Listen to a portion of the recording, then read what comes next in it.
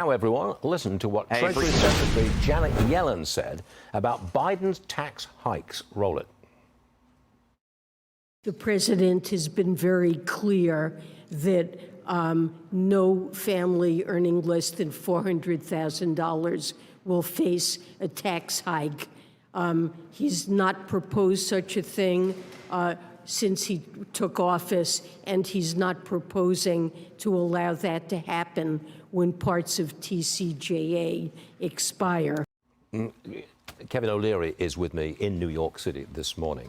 What about the middle class? Do they get hit with by Biden's tax changes? 100%. They're getting hit two ways. You know, raising taxes at this point, I mean, obviously, you do this because you're in an election cycle, and taxing the rich is always a good message, always. Somebody's got to tax the rich.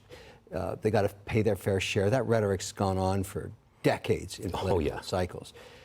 However, imposing tax hikes right now on the U.S. economy is a mistake because you've got high inflation still, and that's becoming a problem, obviously, because, you know, there was a narrative only 3 months ago that we're going to get 6 rate cuts. That's not going to happen. I predict no rate cuts. And then, so you're taxing from when you have inflation, that is a hidden tax on the middle class, obviously. And then if you tax again on top of that, you're squeezing growth out of the economy. It's a very simple equation. When the government takes money from the individual, they can no longer invest that in a business or in their own retirement or anywhere else. It goes into the meat grinder of government, which is, as we all know, it's a meat grinder. Well, meat grinder and wasteful in some ways, and inflationary of late, because we've had all these bills that have been put through the CHIPS Act, the Inflation Reduction Act.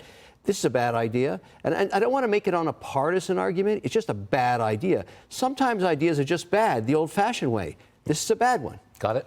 I want to turn to the markets for a second. We've got interest rates elevated, shall we put it like that. The economy is clearly slowing down. Inflation is picking up a little bit. Why not sell stock? What's the alternative is the question. You know, you're making a good point. However, when you look at growth, the underlying growth in S&P 500 and Russell 2000, I actually like what I see. The consumer's slowing, I get that. Real estate is an issue in these rolling blackouts in these regional banks, I get it.